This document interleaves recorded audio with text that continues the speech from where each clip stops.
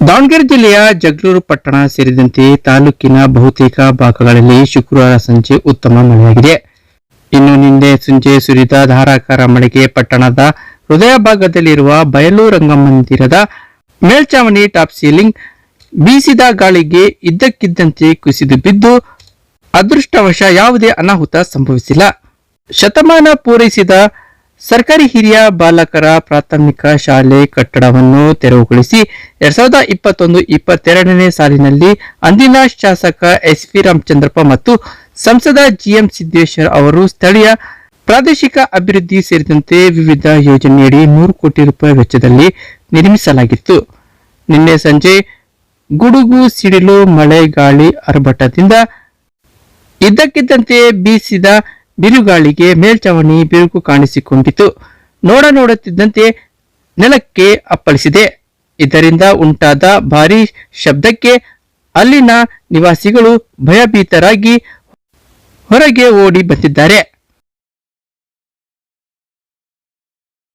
ಇನ್ನು ವಿಶಾಲವಾದ ಬಯಲು ರಂಗಮಂದಿರದ ಆವರಣದಲ್ಲಿ ಹೆಚ್ಚು ಸಭೆ ಸಮಾರಂಭಗಳು ನಡೆಯುತ್ತಿವೆ. ರಾಷ್ಟ್ರೀಯ ಹಬ್ಬಗಳು, ರಾಜಕೀಯ ಸಭೆಗಳು, ನಾಟಕ, ಸಂಗೀತ ಕಾರ್ಯಕ್ರಮಗಳು ಇಲ್ಲೇ ನಡೆಯುತ್ತವೆ. ಪ್ರತಿದಿನ ಸಂಜೆ 4 ಗಂಟೆ ನಂತರ ಮಕ್ಕಳು ಕ್ರಿಕೆಟ್, ಕಬಡ್ಡಿ ಕ್ರೀಡಾಪಟುಗಳಿಂದ ತುಂಬಿರುತ್ತದೆ. ಆದರೆ ಶುಕ್ರವಾರ ಸಂಜೆ ಮಳೆ ಗಾಳಿ ಆರಂಭವಾಗಿದ್ದರಿಂದ ಎಲ್ಲರೂ ತಮ್ಮ ಮನೆಗೆ ಸೇರಿದ್ದಾರೆ. ಇದರಿಂದ ಭಾರಿ ಅನಾಹುತ ತಪ್ಪಿದಂತಾಗಿದೆ. ಇನ್ನು ಕೋಟ್ಯಾಂತರ ರೂಪಾಯಿ ವೆಚ್ಚದಲ್ಲಿ ನಿರ್ಮಾಣವಾದ ಬಯಲು ರಂಗಮಂದಿರ ಕಾಮಗಾರಿ ಗುಣಮಟ್ಟ ಕಳೆದುಕೊಂಡಿದೆ. ಇದರ ನಿರ್ಮಾಣದ ಜವಾಬ್ದಾರಿ ಹೊತ್ತುಕೊಂಡಿರುವ ನಿರ್ಮಿತಿ ಕೇಂದ್ರದ ನಿರ್ಲಕ್ಷ್ಯವೇ ಇದಕ್ಕೆ ಕಾರಣ.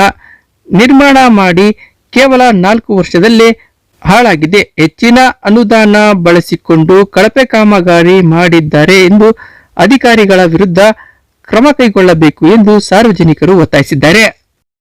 ಇನ್ನು ಈ ಘಟನೆ ತಿಳಿಯುತ್ತಿದ್ದಂತೆ ಸ್ಥಳಕ್ಕೆ ಪಟ್ಟಣ ಪಂಚಾಯಿತಿ ಮುಖ್ಯಾಧಿಕಾರಿ ಲೋಕನಾಯಕ್ ಸೇರಿದಂತೆ ಸಿಬ್ಬಂದಿಗಳು ಭೇಟಿ ನೀಡಿ ಪರಿಶೀಲನೆ ನಡೆಸಿದ್ದಾರೆ.